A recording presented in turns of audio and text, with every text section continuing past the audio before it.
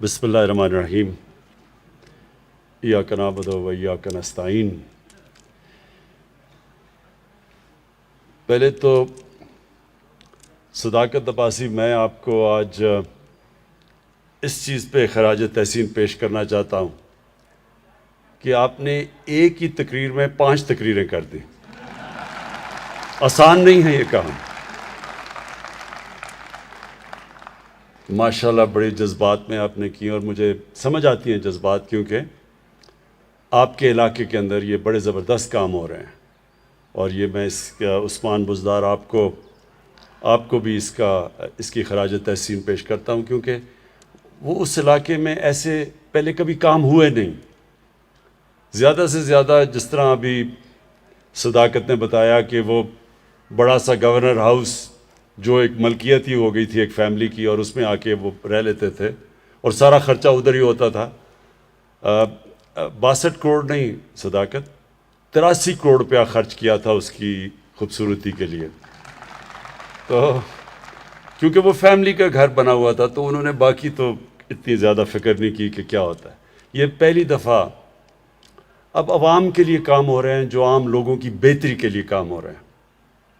پہلی چیز مجھے بڑی خوشی ہوئی کہ دیکھیں اتنی دیر سے کسی نے یہ سوچا کہ سارے علاقے میں یہاں اور اتنی آبادی بڑھ چکی ہے، کوئی ہسپتال نہیں ہے۔ ایک چھوٹا سا نتھیا گلی میں نے دیکھا ہوا ہے ایک بیسک ہیلتھ یونٹ ٹائپ، جس میں ایک ہے چھوٹا سا، لیکن وہ ایک ڈاکٹر وہاں، اور اتنی ٹورسٹ بھی آتے ہیں، اور اب اتنا زیادہ ٹورسٹ آتا ہے اور یہاں اتنی زیادہ آبادی ہے، تو اس کے لیے تو وہ کافی نہیں تھا۔ تو یہ بڑا اچھا کیا کہ 370 کنال کے اوپر، اور وہ بھی اس علاقے میں 370 کنال ہونا بہت جگہ تھی، تو شکر ہے کہ کسی نے سوچا کہ اس کے اوپر ایک جنرل ہاسپٹل بنے جو عوام کی خدمت کرے۔ تو یہ میں اگر صداقت آپ کی یہ سوچ تھی تو میں آپ کو اس کے اوپر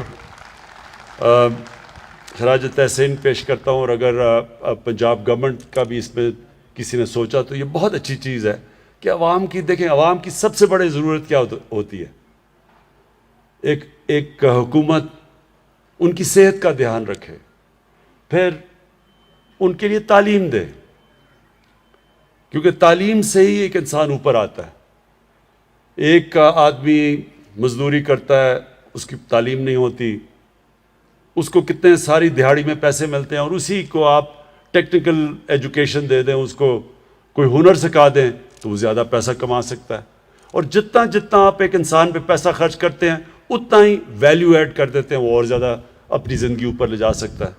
اور آج کل تو ٹیکنالوجی کا زمانہ ہے، انفارمیشن ٹیکنالوجی کا، اب تو ایسے کورسز ہیں کہ بنیادی تعلیم ہو بچے کو میٹرک کی، تو اس کو اب 6 مہینے کا کورس کروا دیں تو وہ ایک دم اپنے گھر اور اپنے لیے بہت زیادہ پیسہ کما سکتا ہے۔ تو یہ جو آج کسار یونیورسٹی کی آپ نے میرے سے اوپننگ کروائی ہے، یہ ایک ایسی چیز ہے جو کہ اب ایک فیوچر ہے۔ قوم وہ عظیم قوم بنتی ہے جو آگے کا سوچتی ہے۔ جب جنگ بدر کے بعد مکہ کے کفار کے قیدی پکڑے گئے تو ہمارے نبی صلی اللہ علیہ وسلم نے کہا کہ ایک قیدی کو واپس کرنے سے پیسے ملتے تھے۔ اس وقت مسلمانوں کے پاس پیسے ہی نہیں تھے، چھوٹی سی امت تھی، تو انہوں نے تب کہا کہ اگر جو بھی مکے کا قیدی 10 مسلمانوں کو پڑھا لکھا دے، اس کو کوئی پیسے دینے کی ضرورت نہیں ہے، وہ واپس جا سکتا ہے۔ تو ایک بڑی سوچ، ایک عظیم لیڈر کی سوچ تھی، آگے کا سوچ رہا تھا وہ، اپنے ایک قوم کو عظیم قوم بنانے کا سوچ رہے تھے۔ تعلیم کے بغیر قوم آگے نہیں بڑھتی۔ تو یہ جو آج کسار یونیورسٹی کا جو کانسیپٹ ہے، میں یہ کہنا چاہتا ہوں کہ یہ فیوچر ہے۔ اب جو ٹورزم ہے وہ پاکستان کی فیوچر ہے۔ میں وہ خوش قسمت پاکستانیوں میں سے ہوں جس نے سارا پاکستان دیکھا، تقریباً سارے علاقوں میں جا چکا ہوں، قبائلی علاقے سے سارے پہاڑی علاقے، سارا سندھ، پنجاب، بلوچستان کے کئی علاقوں میں نہیں گیا، لیکن وہ اتنا بڑا علاقہ ہے، لیکن بلوچستان بھی کافی میں نے دیکھا ہوا ہے۔ دنیا بھی میں نے دیکھی ہوئی ہے۔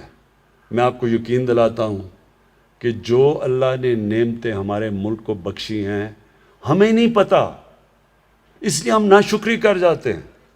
ہمیں پتہ نہیں کہ اللہ نے اس ملک کو کن کن نعمتوں سے نوازا ہے، اور اگر ہمیں اندازہ ہو جائے تو ہم سارا وقت اس کا شکر کرتے رہیں، کیونکہ اس میں کسی چیز کی اس نے کمی نہیں چھوڑی.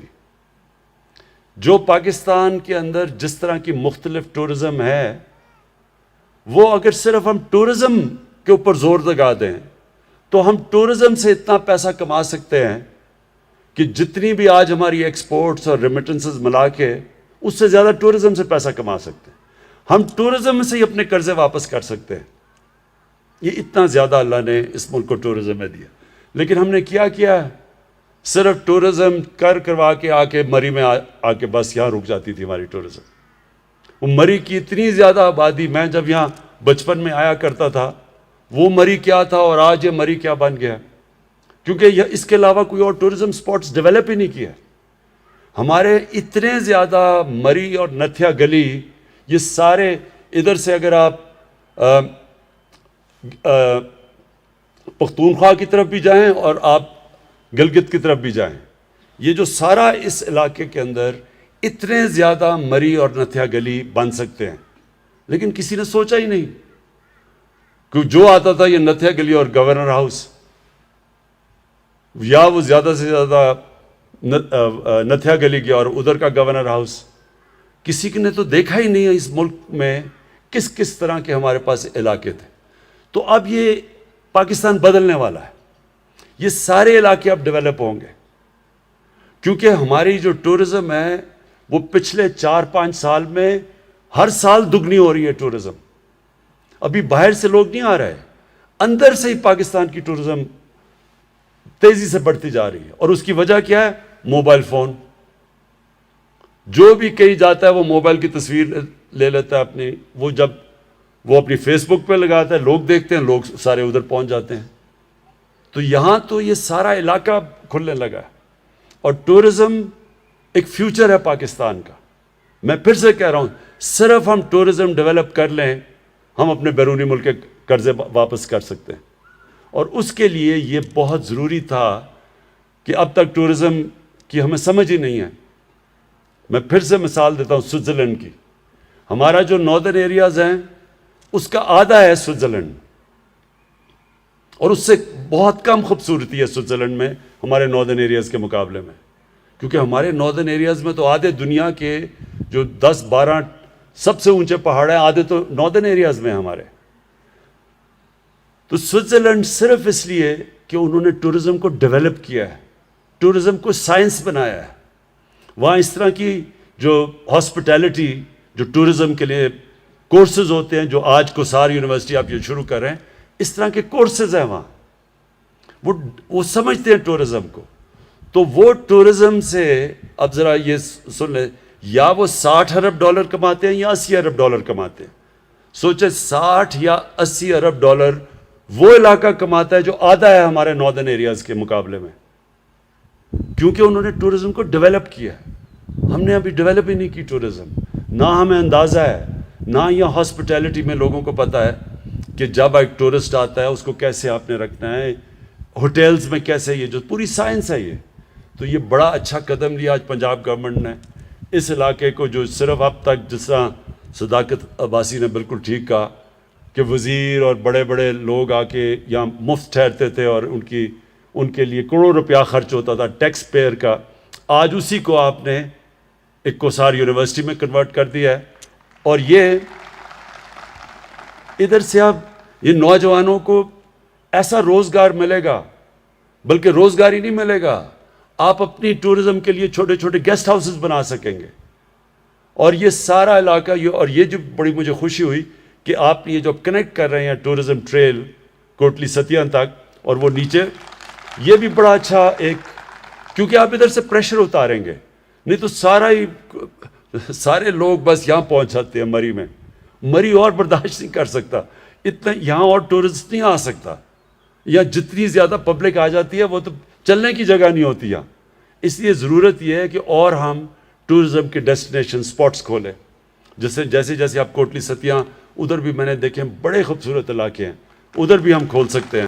اور ادھر سے جب ہم شمال کی طرف جائیں گے, آپ ادھر دیکھیں گے کہ ادھر بھی سارا ناردرن ایریاز یا سارا یہ جو پختونخوا جو سارا بیچ میں آتا ہے چترال تک, ہر جگہ کے اندر ہم زبردست اس طرح کی جگہ بنا سکتے ہیں تاکہ ہمارا ٹورزم صرف ایک ہی جگہ نہ آئے, سارے علاقے میں جائے.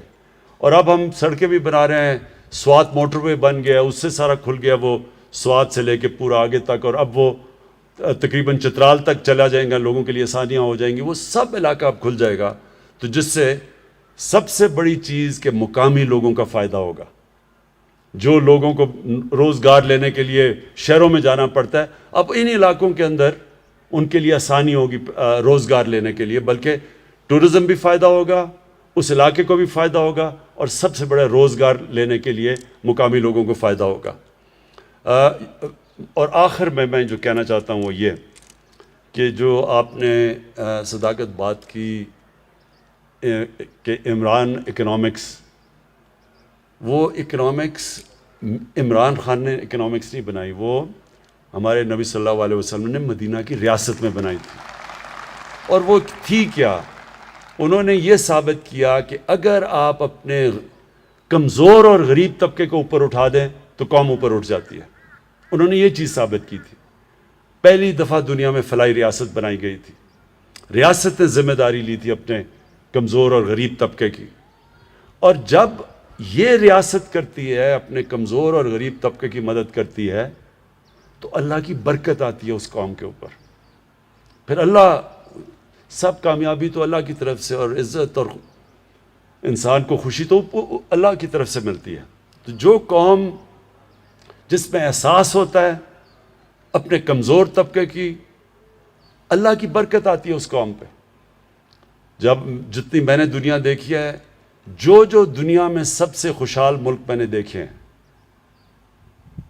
اسکینڈینیویا ایک علاقہ ہے جو سارا ناروے, سویڈن اور ڈنمارک, جتنے بھی دنیا کے خوشحال علاقے ہیں, ان سارے علاقوں کے اندر ایک چیز سب سے زیادہ نمایاں ہے, وہ اپنے لوگوں کی بنیادی ضروریات پوری کرتے ہیں. انہوں نے سب سے زیادہ زور لگایا اپنے ملک میں غربت کم کرنے کے لیے, اس لیے وہ خوشحال ہیں. تو جو مدینہ کے ریاست کا ماڈل ہے, وہ اگر غیر مسلمان بھی وہ اس کو اپنا لے تو ادھر بھی خوشحالی آ جاتی ہے. صرف یہی نہیں کہ آج اگر دوسرے ملک زیادہ ہمارے سے آگے نکل گئے ہیں جو مسلمان نہیں ہیں, اس کی بہت بڑی وجہ یہ ہے کہ انہوں نے وہ کام کیے, انہوں نے وہ پرنسپلز پہ چلے, انہوں نے وہ سٹیپس لیے, انہوں نے وہ قدم اٹھائے, جس کی وجہ سے وہ قدم اٹھائے جو مدینہ کے ریاست کی اصول بنائے گئے تھے ہمارے نبی صلی اللہ علیہ وسلم. تو جو قوم ان اصولوں پہ چلے گی وہ اوپر آ جائے گی. تو مجھے جو آخر میں جو کہنا چاہتا ہوں, سب سے زیادہ خوشی یہ تھی کہ جب پختونخوا میں ہماری حکومت آئی 2013 میں, تو بہت برا حال تھا, کیونکہ وار آن ٹیرر کی وجہ سے تباہی مچی ہوئی تھی وہاں. پولیس کا بہت برا حال تھا, کیونکہ وہ ڈائریکٹ اٹیکس کیے جا رہے تھے. بڑے کوئی 500 پولیس والوں نے قربانیاں دی تھیں, شہادتیں دی تھیں. لوگ پشاور سے اٹھ کے آ کے اسلام آباد میں زمینیں لے رہے تھے. تو جو 2013 سے 2018 میں ہماری گورنمنٹ تھی, اب تو یونائٹڈ نیشنز UNDP نے باقاعدہ رپورٹ شائع کی ہے کہ جس صوبے نے میں سب سے تیزی سے غربت کم کی تھی وہ پختونخوا تھا 5 سالوں میں. اور اب جو UNDP کی رپورٹ آئی ہے, امیر اور غریب میں جو فرق کم کیا گیا تھا وہ پختونخوا میں ہوا تھا ان 5 سالوں میں, اور اب ہو رہا ہے. اور سب سے بڑی چیز یہ کہ جو ہیومن ڈیولپمنٹ, یعنی کہ جو انسانوں کے اوپر سب سے زیادہ سرمایہ کاری کی تھی, ڈیولپمنٹ کی تھی, وہ پختونخوا نے کی تھی 2013 کے بعد. اور یہی میرا ماڈل ہے انشاءاللہ پاکستان کا, کہ سارے ملک میں ہم انشاءاللہ اپنے نچلے طبقے کو اوپر اٹھائیں گے, انسانوں کے اوپر زیادہ توجہ دیں گے, ان کے اوپر پیسہ خرچ کریں گے. ہمارا جو مرکز ہوگا, ہماری جو مین فوکس ہوگا وہ ہمارے لوگ ہوں گے, اور خاص طور پہ وہ لوگ اور وہ علاقے جو پیچھے رہ گئے ہیں. تو اس کے اندر آپ کے بھی علاقے آ جاتے ہیں, سارا جتنا علاقہ یہ پیچھے رہ گیا, اس لیے لوگوں کو یہاں سے باہر جانا پڑتا ہے نوکریاں لینے کے لیے, اور یہاں سے نوجوانوں کو نیچے جانا پڑتا ہے. تو ہماری اب پوری کوشش ہے انشاءاللہ کہ ان علاقوں کو ہم ڈیولپ کریں تاکہ یہاں نوجوانوں کو اپنے علاقوں میں نوکریاں ملیں، بجائے ان کو اپنا علاقہ چھوڑ کے کہیں اور دور جانا پڑے. بہت بہت شکریہ.